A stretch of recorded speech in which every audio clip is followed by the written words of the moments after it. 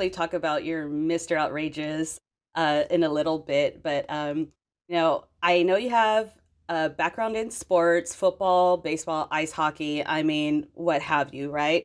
But how did you get into wrestling? Because I'm going to tell you, that's may where a lot of you might know Al is, that's where he got his name, Mr. Outrageous. And we'll talk about how you got your name as well.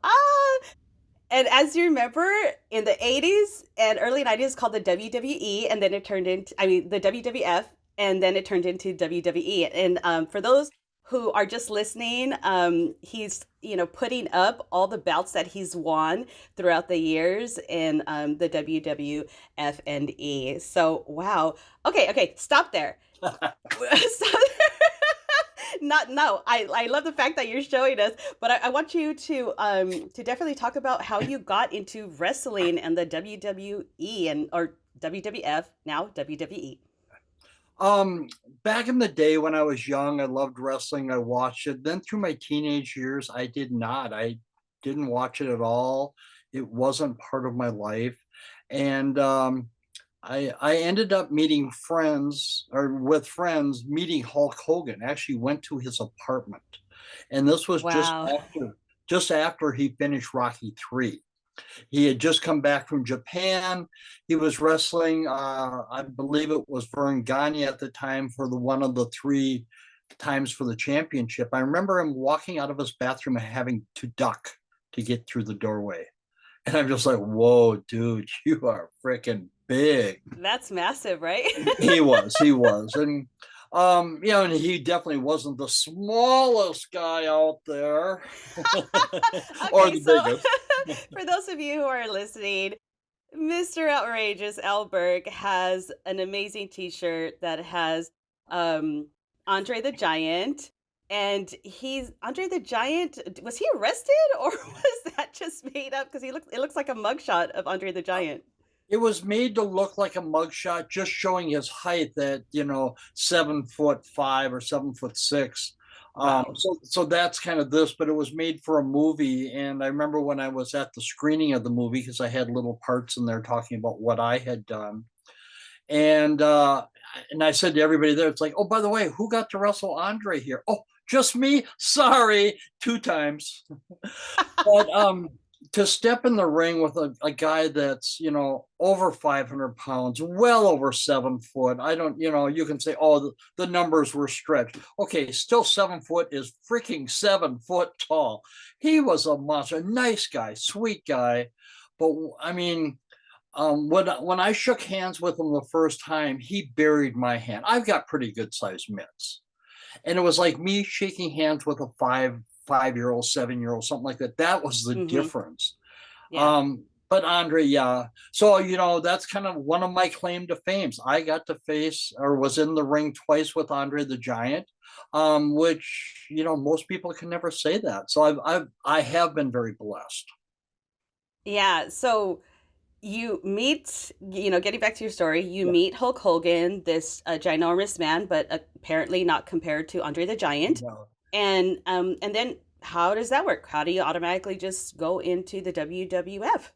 Um, my friends were just all gung ho. They couldn't wait to do it, and I walked away from that meeting going, oh, "This is the stupidest thing I've ever heard." So I did not do it. They went off and they wrestled for a couple of years there, and ended up traveling all over the world. They come back and they tell me straight, "Oh yeah, we're in Hawaii. We're going to Japan. We're going to Europe. We're going here, there."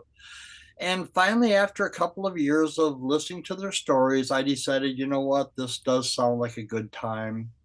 And actually, one of my friends at the time was training people in one of the biggest schools in the world at the time, Eddie Sharkey's school in Minneapolis. And his name was Dan Rignati. And he knew my background in boxing, karate, bare knuckle fighting, all that kind of stuff. So he thought, you might be a good fit for professional wrestling.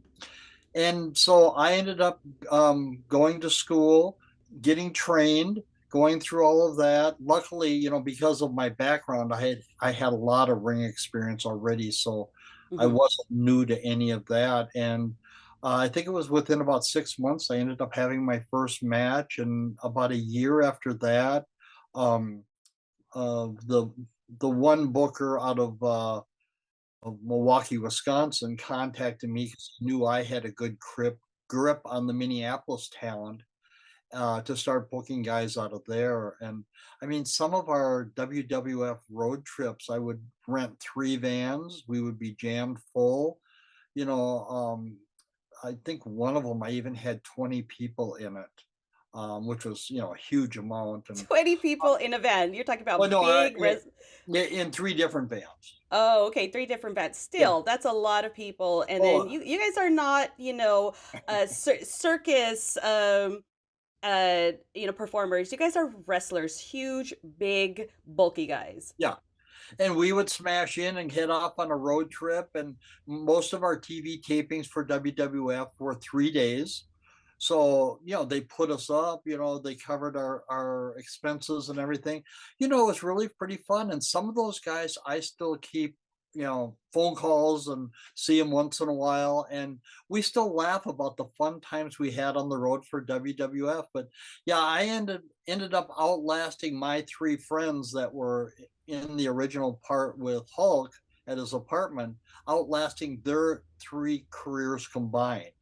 And I did 37 years in the ring. So, Wow, wow. luckily I can still walk and halfway talk. You mean you could chew gum and walk at the same time? Well, I wouldn't go that far. Yeah, yes, yes. Now, how did you, before we get into more of the wrestling matches and things of that sort, how did you come up with the name Mr. Outrageous?